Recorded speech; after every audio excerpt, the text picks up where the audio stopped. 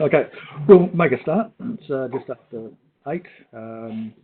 First of all, welcome to the Internet of Things Capstone project, IoT6. Glad to see you all here. This is the 4th of our online seminar, so hopefully we're getting better at this and everyone's able to connect. Okay, so first couple of things, bit of housekeeping. First thing we have to know is all of these meetings will be recorded. You can watch them later. We're going to post them up to a YouTube channel. Just adjust it a little bit. Hello. We'll post them up to a YouTube channel, details of which will be in the edX on the edX site, hopefully already, if not fairly soon. This will allow, if you happen to miss a session, you'll be able to listen into what we covered and what people said. But you'll also be able to watch or listen to any of the other groups if you so desire and get an idea of what the other groups are actually up to. I apologise for the multiple invitations you may have received, but every time I make a change on the WebEx invitations, it sends out a new invitation to everybody. However, we've now set up somewhere in the groups that will state what the meeting is, give you the link of how to connect to WebEx, so you can join, and if we make changes, we won't send out new invitations. You can just go there and click on the link. Okay, so idea here is for the first one, anyway, you can get to know a few of the people involved. We'll introduce each of the instructors that are here. I know a couple can't make it tonight, but I can give a little intro on what sort of thing they do. After that, we'll have a introduction of all the students that are with us. We've got, just came out, Josh, what was it, 79 students? Just over 80, wasn't it? I haven't seen. Over 80? Okay. Yeah. So there's a really nice large group of people to get to know and share your ideas with and get some help from, but we'll talk a little bit more on that fairly shortly. So first thing we'll do is we'll introduce the people who are here to help you design your project, develop your proposal, and if possible, build some prototypes of those devices. I'll start off. I'm Professor Ian Murray. I'm a academic staff member at Curtin University. My area is general IoT, so if you've got an issue regarding the project, building features, general IoT type information, I'm the guy to speak to there. Any issues with the course, or if you're after information on what's required, when things are due, please check edX first, but I can answer any questions that aren't covered within that material. My research area is in IoT, probably fairly obviously, but more on the assistive technology and medical side of things. I deal with home automation for people with severe motor disabilities. With Savash, who will introduce himself shortly. We work with children with cerebral palsy. Indoor navigation for people with vision impairment. We're developing a semi-autonomous wheelchair for people with both vision impairment and motor disabilities, so it can guide them around obstacles in their path. And we do a lot of pre- and post-operative surgical measurement to look at the recovery of patients and keep track of human movement, that sort of thing. So we'll move on now. I think Josh is probably the next one to go ahead because he controls who speaks. And Josh is our go-to guy for just about everything anyway, but he can introduce himself. Hello. Yes, I'm Josh Gilchrist. You might recognise my name from the discussion boards and from the emails. I've been answering a lot of those along the way. I recognise a lot of your names from the same boards. I'm a lab supervisor at the networking labs at Curtin, and I've also been the one who designed a lot of the demonstrations and practical activities that you would have done along the way. So if you've got any questions relating to Tinkercad, Packet Trace, or anything related to that, you can ask me as we go. I think that's about it. I'll pass it on to, who have we got here? Hannes next. I'll introduce Hannes. Yep. Yes. Hello, Hannes, are you there? Yes, Joshua, I'm here. I'm Dr. Hannes Herman. I am also from Curtin from the computing side. My areas are algorithm design, artificial intelligence, and databases to some extent. I'll be helpful when it comes to algorithm design mainly, although of course if you're doing something related to AI like machine learning or something, I'll be glad to have a chat about that. Thanks. Great, thanks, Hannes. And we've also got Siavash here. Hello, Siavash. Hi, Josh. Hi, everyone. I'm Siavash. I'm also a lecturer at Curtin. My area of expertise is mostly embedded systems, microcontrollers, FPGAs, and if you have any questions in that sort of thing, low voltage controllers and sensors, I would be the guy to ask. I also do some research at Curtin, actually under supervision of Ian and Hannes. I work with children with cerebral palsy, and I track their movement with IMUs, and I'm looking into machine learning and things like that. So I'm also interested in assistive technology. If you have any questions about that, I should be able to help you out. Great, thanks, Siavash. And Siavash is also great for PCB layout and miniaturizing devices, which is one of the things he's working on at the moment.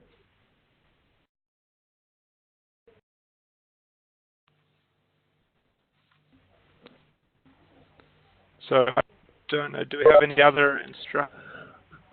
Valerie was going to come on. Is Valerie not there? Can't see her at least there, so maybe later on we'll come back to anyone else who's here if we've missed them now. All right, well, I'll give a quick intro to Naz. Naz has got something on tonight. Naz is our networking expert. She looks after most of our teaching side on the network. She's very, very qualified in the Cisco program, CCNA, CCNA security, CCNA cyber ops, etc. And she teaches the connectivity issues in IoT. So if you have a protocol issue, you want to know which protocol to use, what the features of it are, etc. Naz is the go-to person for that one.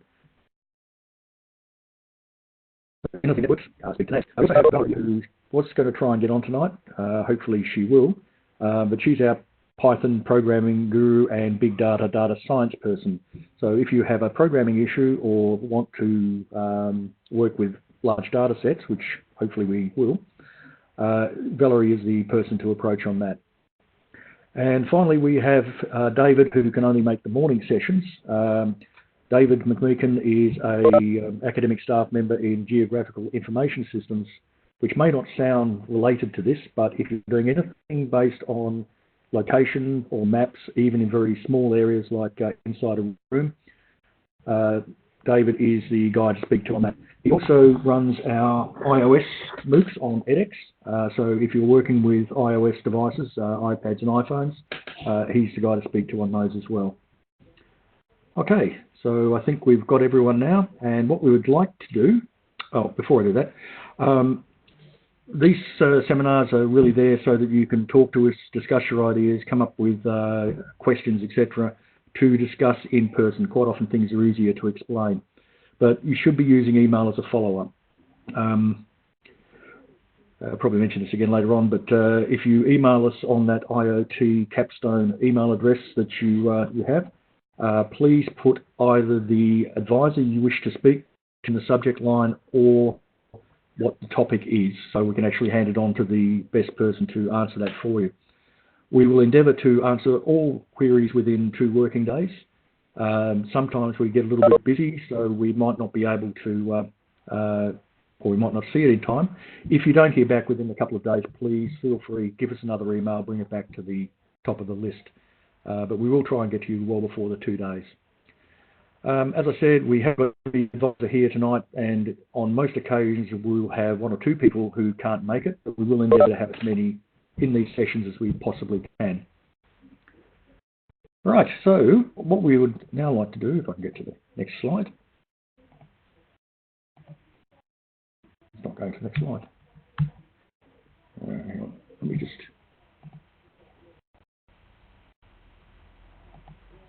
some reason it's stopped allowing me to change things, do things. While you're doing that, I'll just mention the Yeah. participants list. If you hover your cursor over your own name, there should be a raise hand symbol, and for the moment we'll go through the list alphabetically and just get everyone to introduce ourselves, as Ian's about to explain. But in normal WebExes, if there are any questions, you can raise the hand and we'll address you then when we can let you ask the question, or if you've got something to add. We're muting microphones where possible to reduce background noise, so don't forget to check to make sure your microphone isn't muted if you're going to talk. And the other thing is, some people have had some connectivity issues. If it turns out we can't hear you, there's always the option of typing in the chat window and we can read out what you're saying.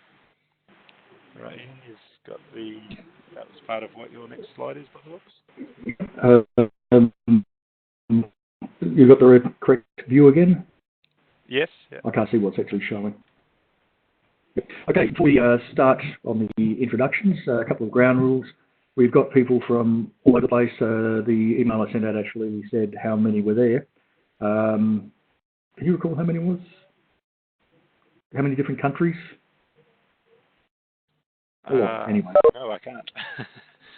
No, I can't either. Anyway, there's a large number of cultures that we have, so it's important to be polite and respectful of others. If you want to speak, as Josh has already mentioned, raise your hand or type a question into the chat panel. And that way we won't have people trying to talk over the top of each other, etc. And that's going to make it a lot easier for everyone. Also, if you're not speaking, please mute your microphone.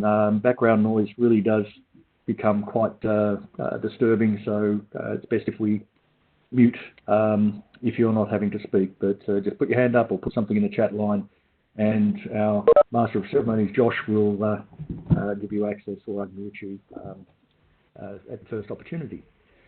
Also, video. Video is completely optional, but it is nice to be able to see who we're speaking to. When it comes to the design or prototyping stage, it could be very handy to be able to look at something that you've started to build. So video is encouraged, and it is very nice, as I said, to be able to see who we're speaking to, but it is not absolutely necessary.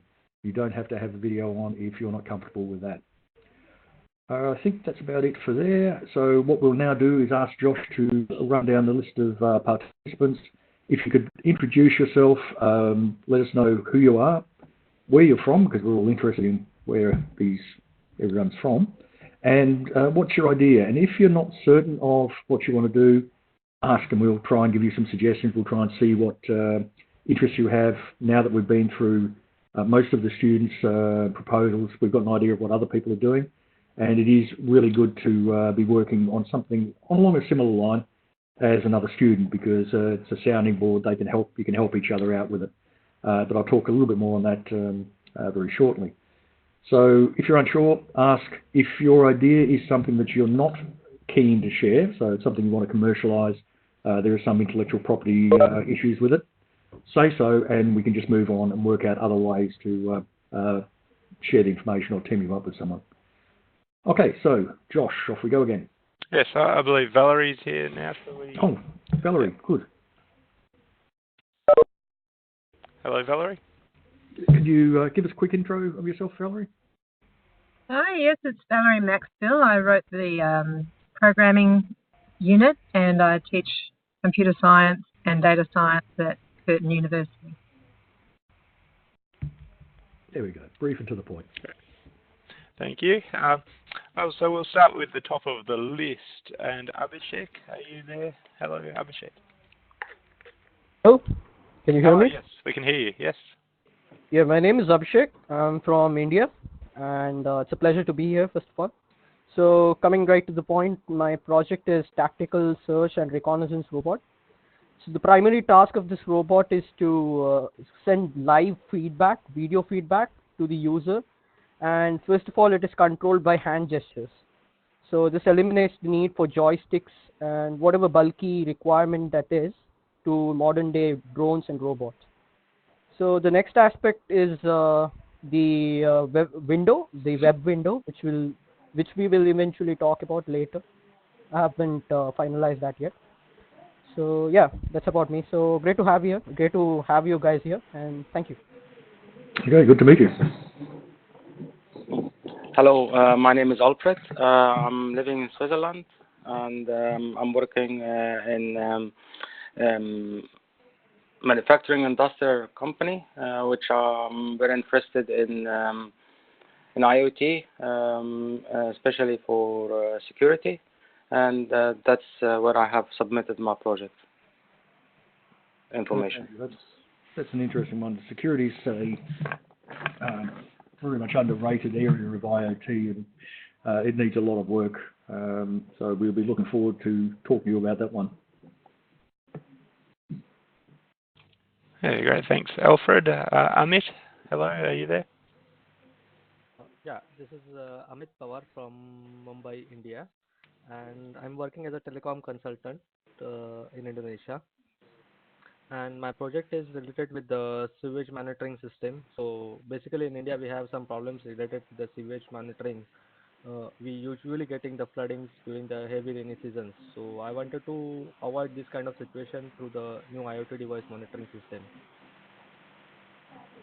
Sorry, what monitoring system was that? It's for basically for the sewage. We can monitor the water flow control and then gases control, gases monitoring, hazardous gases which are in the sewage. So basically to avoid the flooding in the rainy season and to make more efficient municipal system. Okay, sounds interesting. All right. Thank you. Thank you, Amit. Hello, Andreas. Hello, I'm Andreas. I'm from Germany, and well, my employer provides managed network services. That means we have a monitoring system in place, and when we see that the device goes down, we need to react. Normally, we call this out to the vendor.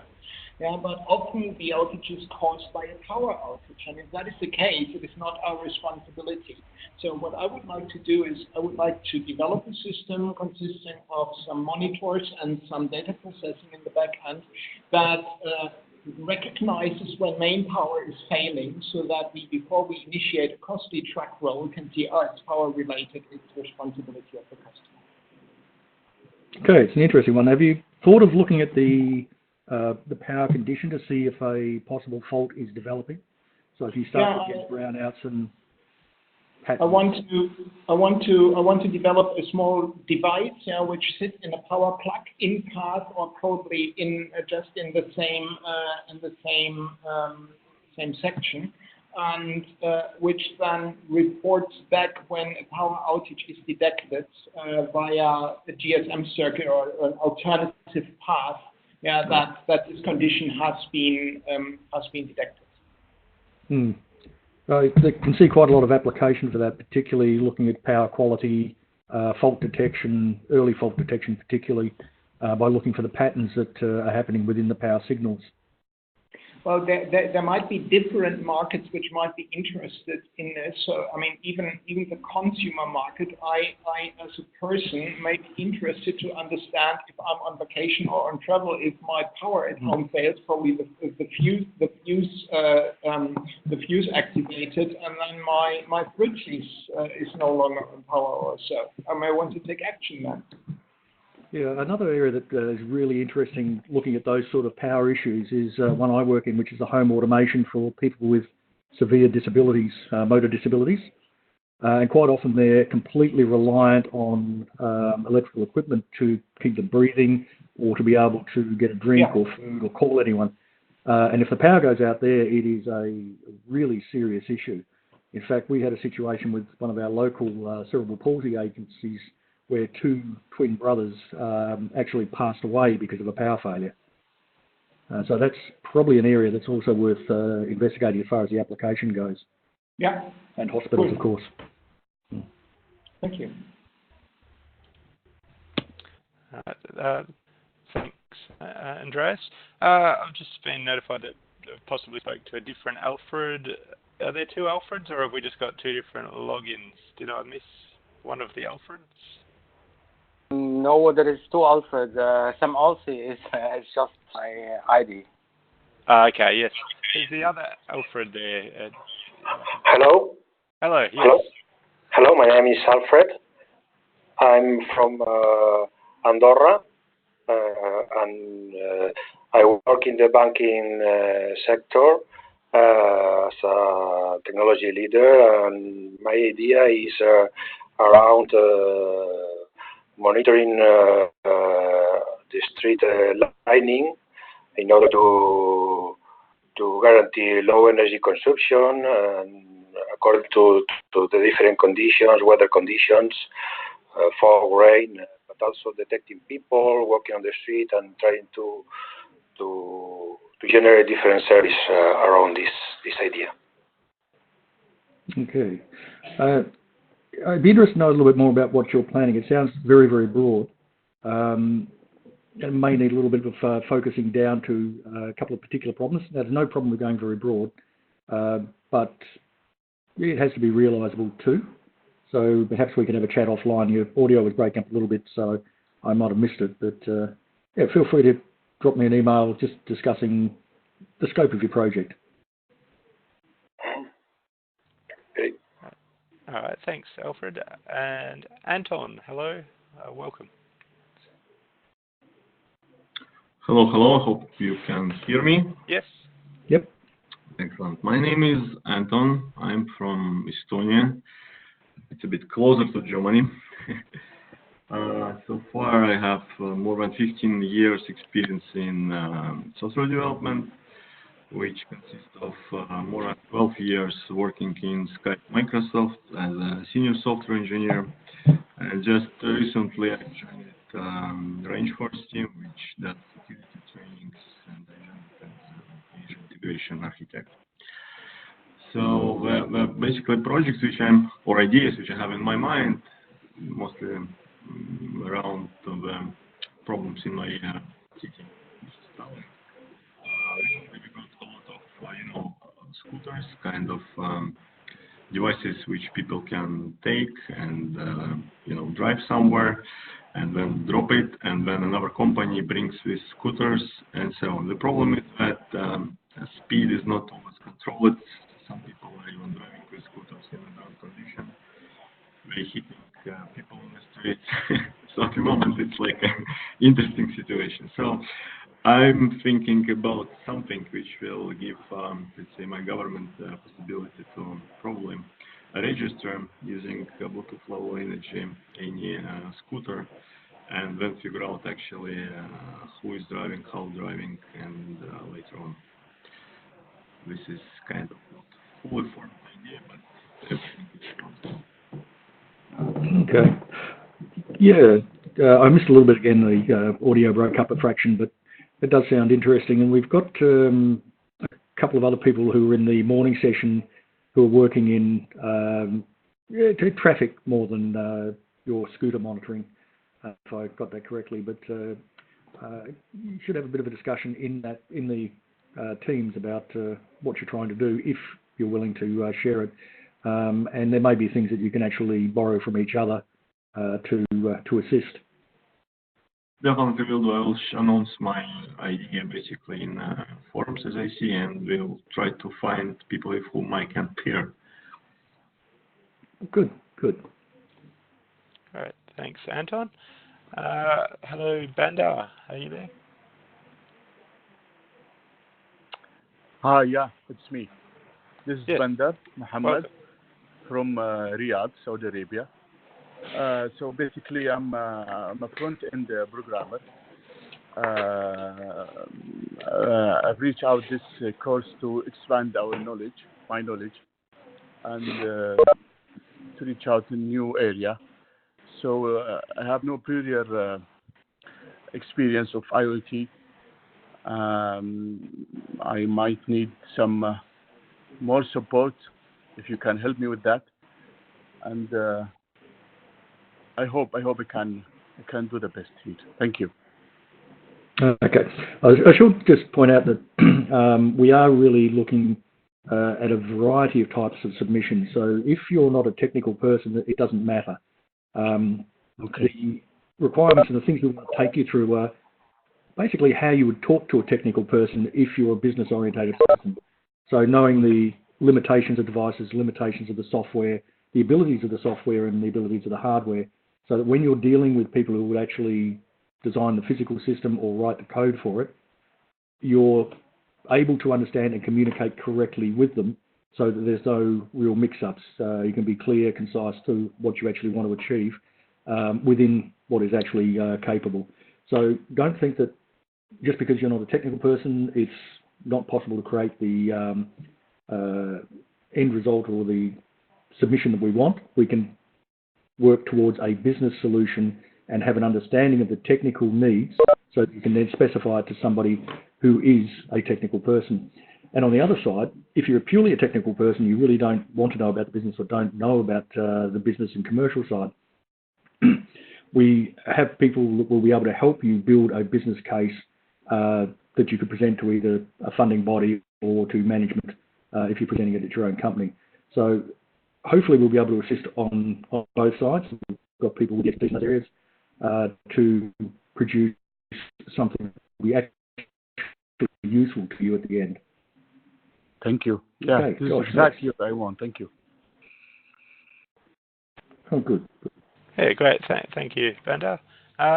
Next is Chris. Now, I believe we met you last week, but I think you've changed groups. You're on a different idea. Is that right, Chris? You can hear me? Yes. Yep. Yeah. Excellent. So I met some of you last week. So I'm Chris. I'm from Kalgoorlie in Western Australia. And my idea is in retail security. So basically the situation is sometimes we get a picture or something from the police or something of the thief or someone like that in their rounds, but to keep an eye on everyone in the store all the time, that can be a little bit difficult, especially if it's busy. So if you have an IoT device that with just a camera is monitoring and doing analysis of the people coming in, that can alert you if there's a match to that customer. Okay. Sounds interesting. Yeah, just watch the privacy issues though.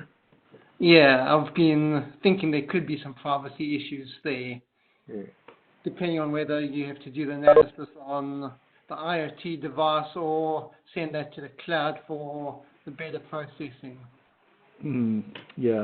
If you do run across a point where you need some additional assistance on the legalities and the privacy issues involved, we'll bring Eleanor back in, who was the one who developed the chapter on privacy in the IoT. So okay, she'll sure. come give us a hand with that. All right, thanks, Chris. We have David. Is this David, the instructor? Hello. We didn't get to hear from you before. I think it's David. He said he couldn't make it tonight. Okay, it's another David. Hello, David. Welcome to you.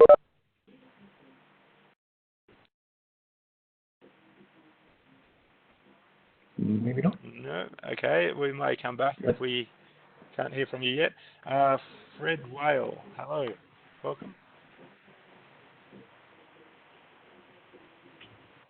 Hi. Actually, my name is John. I'm sorry for the moniker of Fred Whale. It's an edX issue that when I set up my initial account, it wouldn't let me change it. So here I am. So I'm John, calling in from the U.S. Near New York City. My idea is an integrated home security system. It sounds a bit similar to the Ring system, except that I want to work with facial recognition and some machine learning, where the system can notify the home users, someone is approaching the house, and use some of the recognition to say, this is Bob, your neighbor. Do you want me to let him in, and integrate with locks and things like that? Or use some recognition so that if someone has a uniform on, they can say, well, this is UPS coming to deliver a package, etc. So I think that's the basic premise of it. As well, I want to try and make it a little more open source than some of the current products are, so that there are APIs and things, so that other products can choose to integrate with this and not make it so proprietary as some of the current systems. Okay, that's interesting. I'll try one of my favourite subjects again, and that's the housing issues that people with disabilities have. And if you're looking at I'm sorry, you chopped out a little bit. Yes. Oh, okay. Oh, sorry. Sorry. Yeah, sorry, a little choppy. You said that you were interested in the housing issue, and then after that I lost it. Right, for people with severe disabilities. So you were talking about a UPS delivery coming in. In the case of people who are confined to bed or in a wheelchair, the ability to tell that, say, their carer or one of their relatives or a neighbour has turned up and it can automatically let them in is something that would be very empowering for that group of people. So I think you've got other application areas that you could look at that could be very, very beneficial for a particular group of people. Right.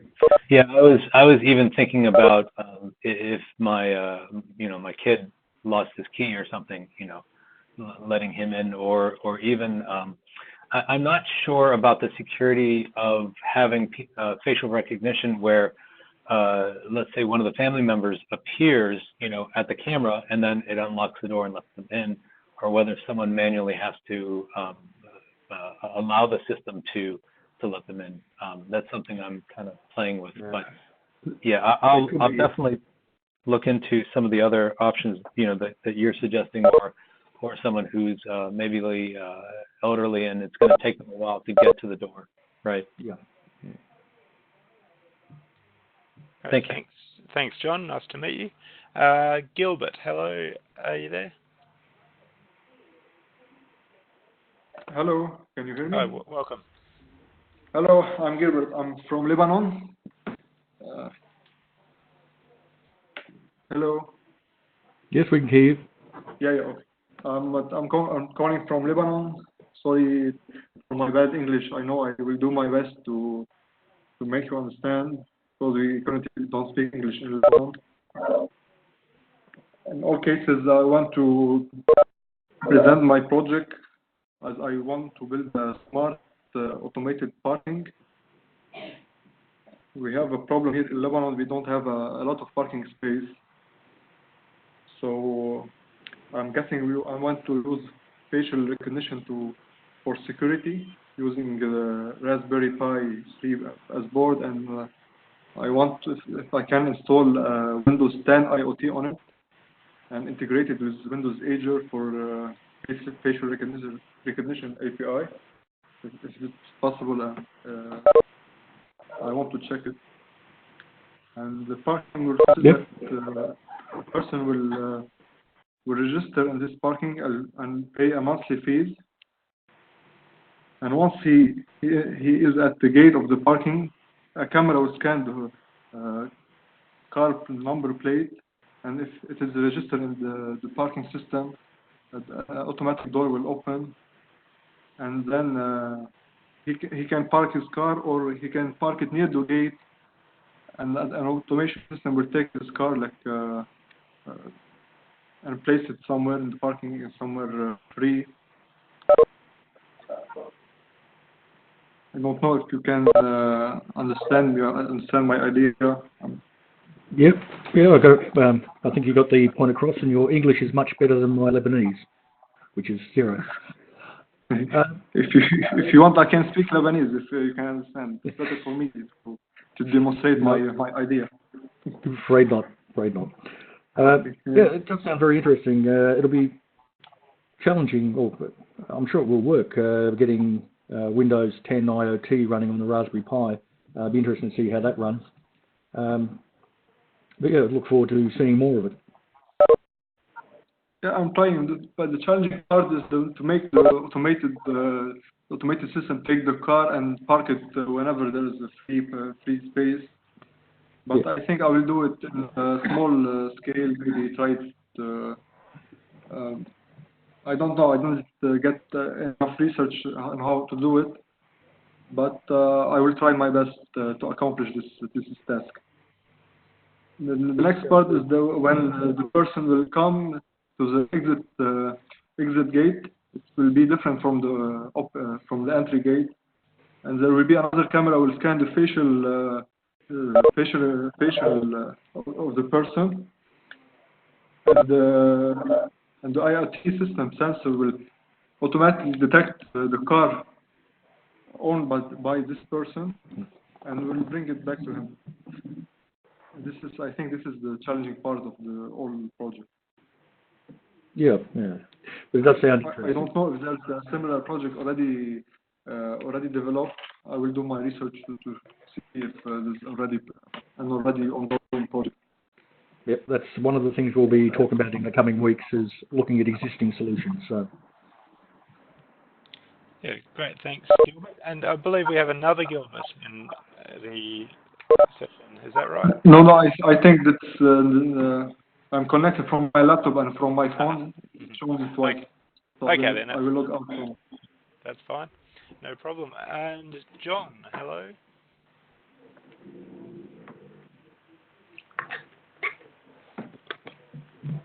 Are you there, John? John in? No, maybe not. We'll come back to you later. Sorry. Oh, no, we've got you now. There you go. Yeah, sorry about that. That's okay. Yeah, John, I'm from the Gold Coast in Australia. I work in the water and wastewater industry, so I wanted to set to my idea around that. And it was actually, my idea is fairly similar to what one of the other participants said, and that's monitoring sewage systems to prevent things like overflows to the environment by setting up sensors, maybe ultrasonic sensors or some sort of depth sensor combined with maybe some accelerometers on the pumps and things like that to try and predict when overflows are going to happen, and maybe looking at things like the weather, tying in some weather data as well, weather forecasts and things like that. But that being said, since one of the other participants is doing it, I might focus on something else in the water industry, but yeah, something like that. Well, if this is the area you're working in, it's definitely worth sticking to, unless there is something else you're really keen on. I think the other gentleman was from India, and they would have a very, very different set of requirements to what we'd have in, say, Australia. You've got different regulations on the water quality that you can actually pump out. You've got different types of rainfall, different types of water drains, different densities of population. So even though there would be some commonality, which is actually good because you can share ideas, there would be enough different in it that you'd be looking at two very, very different types of product. The cost would be extremely important in India, less important in more developed countries. So I wouldn't give up on the idea just because somebody else is doing it. It might actually help a great deal, sharing the ideas, having someone to bounce ideas off, etc.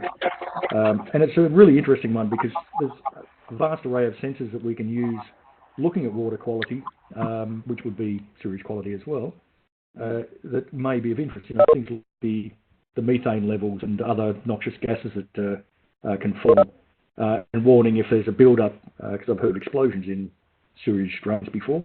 Yep. I think that's happened. Yep. And again, that's a critical issue. And the other one, there was some people in, I think it was Mumbai, recently that died because of the gas build-up when they were cleaning out sewers. So again, it's a critical issue in both environments. Yep, very true, very true. Yeah, it could also put conductivity sensors on there to, I guess, get a bit of a estimate of what kind of concentrations are coming out and going to the environment, things like that. Yeah, there's lots of options. Yeah. Great. Thanks, John. All right, do we have Mike next? Hello, Mike. How you going? All right. Welcome. Yeah. Just turn my video on. All right. Yeah. So, my name's Mike. I work in aged care, And my idea is more around building a platform of sensors and actuators for different aspects.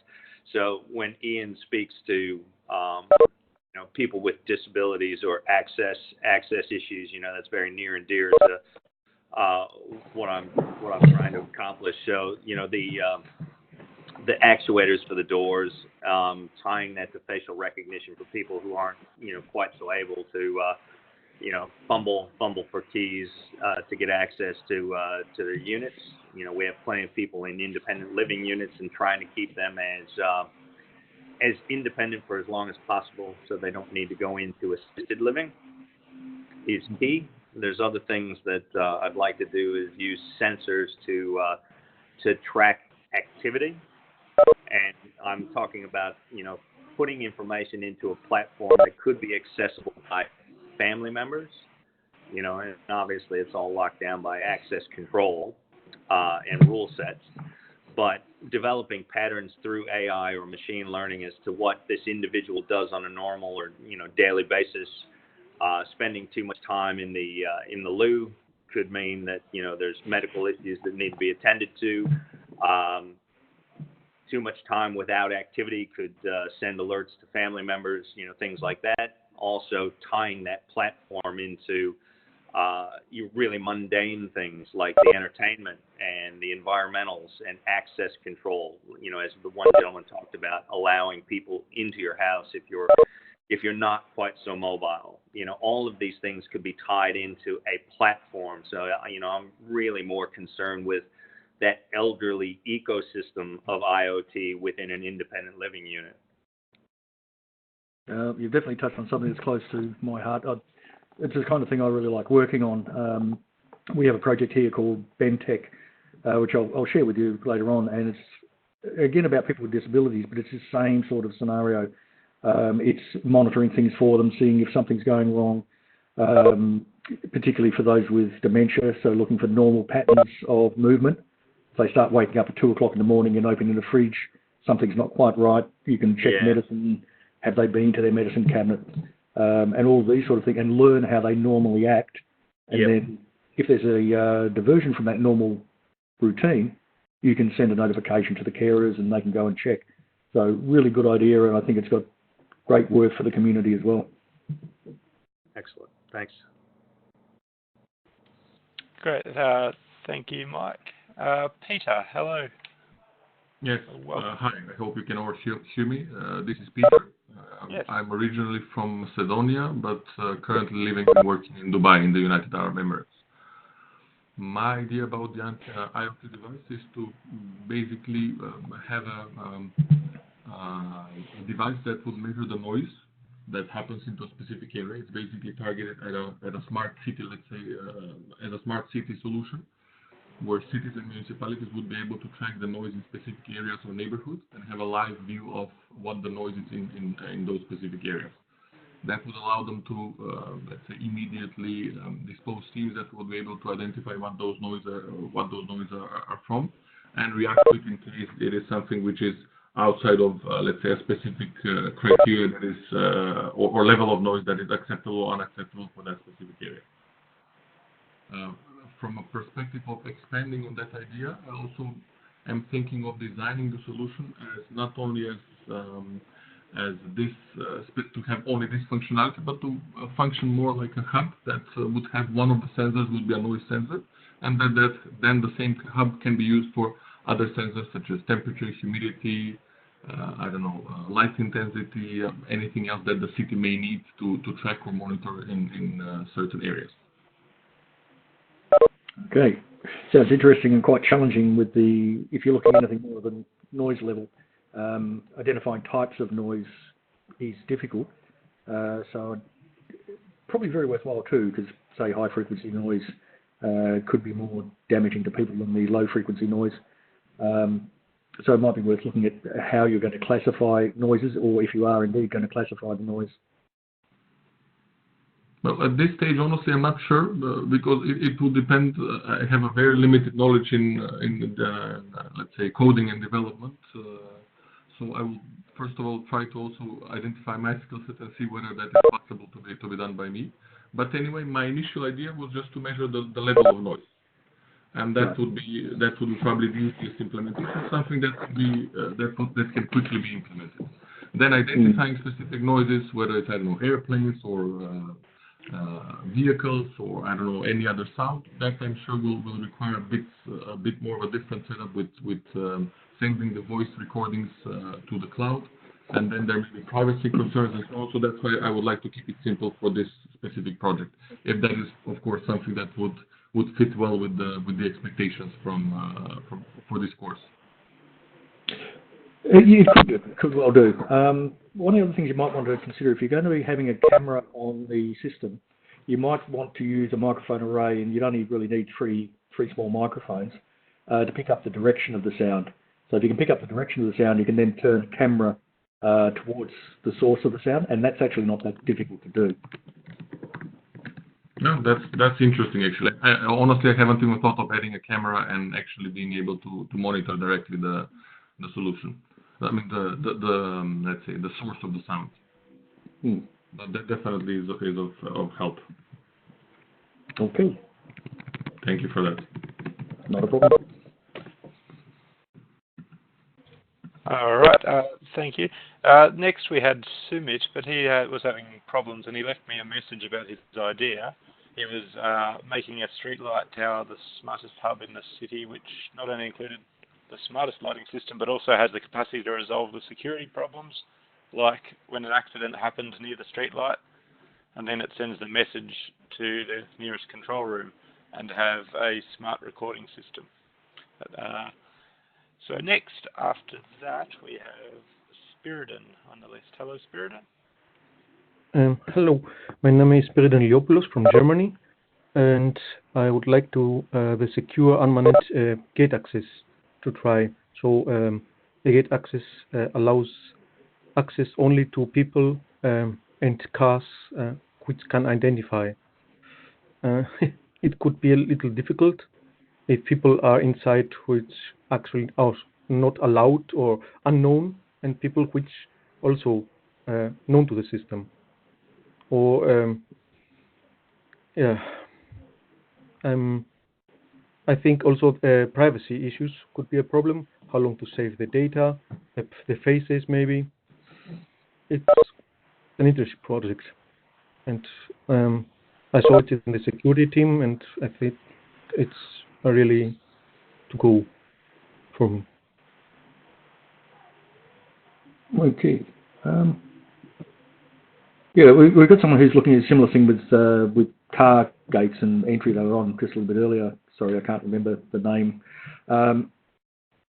Yeah, I think you can build that into something quite usable, particularly if you're looking at normal behaviour for the people. So if somebody's trying to come in at the wrong time, it could be used in the work environment. So an employee who's not meant to be there, you don't let them in. So there's definitely scope to build something more into the project without becoming too complex. But yeah, gate security is a good one. Yeah. Great, thanks, Spiridon. And welcome, Vedat. Hello, I think I pronounced your name right, Vedat.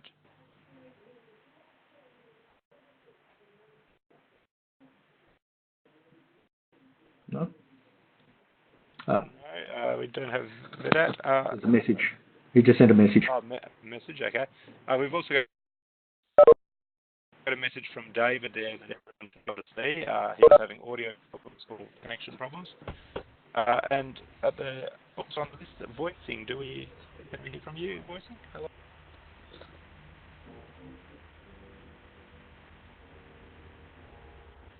No? Hi everyone. Can everyone hear me? Oh, yes. Yes, we can. Yes. Hi, so my name is Guillaume. I'm calling from France. And my idea is to develop a smart device that you would stick or place onto a wine bottle, for example, that you want to cool down. So let's say you're going to a friend's house and you bring a nice wine bottle, but you want to cool it down in order to enjoy it to the best temperature. So I would develop a device that would be paired with an application. This device would be wirelessly connected to my smartphone, and the device would let me know when the bottle of wine is at the best drinking temperature. So like a reminder. Okay, that's really good because we have an issue in Australia where when they say to drink red wine at room temperature, for us that can be 45 degrees Celsius, and that's not the temperature you want to drink wine at. Exactly. Just an idea that might make it a little bit more interesting is if you had a database of the wine, it could then look up the style, the best drinking temperature, and change the temperature to the ideal temperature for that particular style of wine. I had that idea to incorporate like a database inside the application. So the application would help you choose the best drinking wine temperature. So let's say you have a Bordeaux, young Bordeaux. The application would advise you to drink it around 16 to 18 degrees and not 10 degrees. Yeah, that's you've already thought of that, so that's good. Thanks. Okay, so yeah, that sounds like an interesting thing. And when you start beta testing that, please invite us over, and we'll come and check the temperature of your wine for you. Thanks. Sure, I'll invite you all. And that's everyone on the list. We've got messages from David and Vedat about theirs that everyone can see on the chat. I'm just wondering, would you like to get on to questions while there's still time, or should I read those? Yeah, I think we probably should. So we'll move along, and you can have a read of the other participants' comments. Just a point on WebEx. If you continue to have audio problems connecting through the internet, WebEx does have toll-free numbers you can call from most locations and use the plain old telephone system to get the audio and still be connected with the video if that's not too much of an issue. So check out those toll-free numbers if you're having problems connecting. So the final little bit, purpose of these meetings. We really don't want to be sitting talking at you for the time we have together. It really should be driven by you, the students. We want to know what you're up to. This will help your peers as well. So make sure you ask questions. Meet your teammates, other people that are in the same area, and get talking to them. So we want you to propose an idea, and you should be ambitious, creative, go over the top with this. We'll help you redefine your requirements as we go through, but there is no harm in trying to get your device initially specified to do everything you could possibly think of. And what we do is we then break that down into pretty much 3 stages. And we set the requirements so that the first thing you have is things you need for the product to be successful. This is the bare minimum for your product to be attractive for somebody to use or buy successfully. Then you have the features that would be nice to have. Now, these are the ones that are possible to implement within a reasonable time span. They're cost effective. They give some benefit back to the user. So they're the desirable requirements. And that's the next step that you would work on. And then finally, you have those really ambitious things that you would like it to do. And this you may not actually implement here, or you won't implement here. You may not even implement it in your first iteration of the production device, but it is something you can aim for, and it gives you a roadmap to work towards in future iterations of development. So you can be very, very ambitious in what you put in your specifications, but then you have to classify them carefully. What is achievable and absolutely necessary to succeed? What would be nice if you have the time and resources? And then what would be the perfect device? And again, we'll go through this as we move through the course. So we really want you to start thinking about these requirements. What is it you want your device to do in those 3 sorts of stages? And start using that within the lean canvas that you'll be producing over the next week or 2. So in these sessions, we'd like you to make a list of questions both for the advisors and your teammates so that we've got something to discuss. As I said, we don't want to be telling you things in these. We want to be answering your questions and assisting you with the product development. Having the list of questions and being able to discuss with your peers has a lot of advantages. If you probably noticed that we've got a lot of people from different backgrounds, different countries, different sets of expertise. And if you make use of people with the different expertise within your project will be better. And that's really going to help people out. And we have no problem with people collaborating in producing their devices, even if the end device is the same, that is still okay. What we do need to know is what is your contribution and what is the contribution from the people you're working with. And there is no harm in using someone else's idea because we all do it, and it's how everything is developed nowadays. We don't start and reinvent the wheel.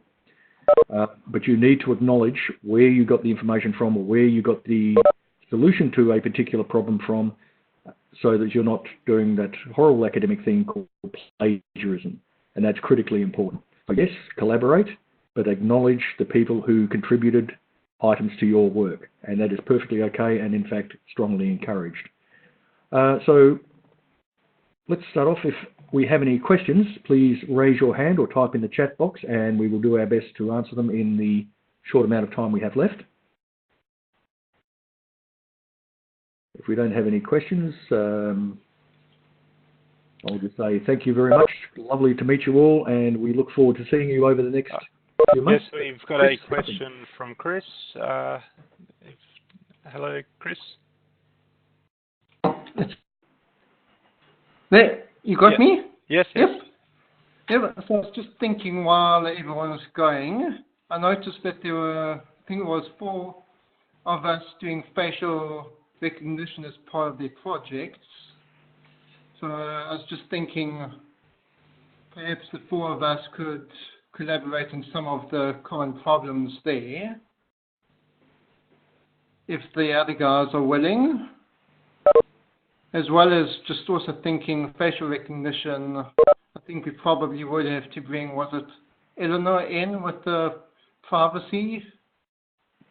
Yes, you've got to be very careful of the privacy. Yeah. Eleanor. I think we all might need her involvement with the projects then. Yep. But it's a very good idea. If you're all working on face recognition, you're looking at different applications of face recognition. So there's no conflict there. But if you have a solution between you, it's great. All right.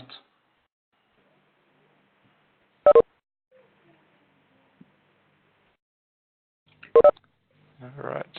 Any other questions? That looks like that's about it for this week.